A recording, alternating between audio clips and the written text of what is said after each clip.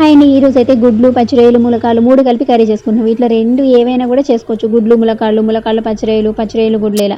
Sir నేనైతే 3 చేసేస్తున్నాను. గుడ్లు అయితే మంచిగా కొంచెం పసుపులో వేసి వేయించేసుకున్నాను. ముందైతే 6 ఉన్నాయి, తర్వాత 4 ఉందండి. గుడ్లు చూస్తే జనరల్గా ఆగరు కదా, ఇంట్లో వాళ్ళు 2 మింగేశారనమాట. సో పచ్చిరొయ్యలకైతే ఆల్రెడీ కొంచెం ఉప్పు పసుపు పెట్టేశాను. సో కర్రీ వండుకునేటప్పుడు కొంచెం చూసుకొని వేసుకున్నాను. ఫ్రై అయ్యే లోపల మసాలా పేస్ట్ తయారు చేసుకుందాం. సో మసాలా పేస్ట్ కోసం అయితే ఈ ఐటమ్స్ అన్నీ మీకు తెలుసు కదా, మెన్షన్ చేయాల్సిన అవసరం లేదు. సో ఇదంతా పేస్ట్లా చేసేసుకొని ఈలోపు నా పచ్చిరొయ్యలు కూడా ఫ్రై అయిపోయినాయి. సో అన్నీ ఒక దాంట్లోకి తీసేసుకున్నా చూడండి. ఇప్పుడైతే కర్రీ కోసం ప్రిపేర్ చేసేసుకుందాం. కరివేపాకు అయితే నేను అన్నింటిలో జనరల్గా వాడతాను, ఎందుకంటే ఐరన్ కంటెంట్ ఉంటుంది కాబట్టి. మీరు కాదు అనుకుంటే స్కిప్ చేసుకోవచ్చు, అది మీ ఇష్టం.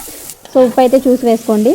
ములక్కాడలు కుక్ అవ్వాలి కాబట్టి ఆల్రెడీ మసాలా పేస్ట్ ఉంది కదా, అది కలిపేసిన తర్వాత కొంచెం వాటర్ ఎక్కువ యాడ్ చేసుకోండి.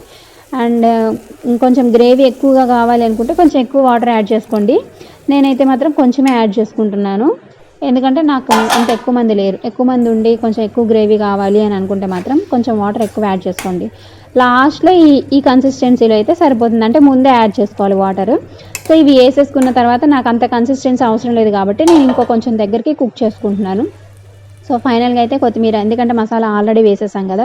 సో నా కర్రీ అయితే రెడీ అయిపోయింది. గుడ్లు, పచ్చిరొయ్యలు, ములక్కాడలు. మీరు కూడా ఒకసారి వండుకోండి. చపాతీలోకి రైస్లోకి చాలా బాగుంటుంది. చపాతీలోకి అయితే చాలా బాగుంటుంది, రైస్లోకి అయితే ఇంకా బాగుంటుంది. So this is my curry. Try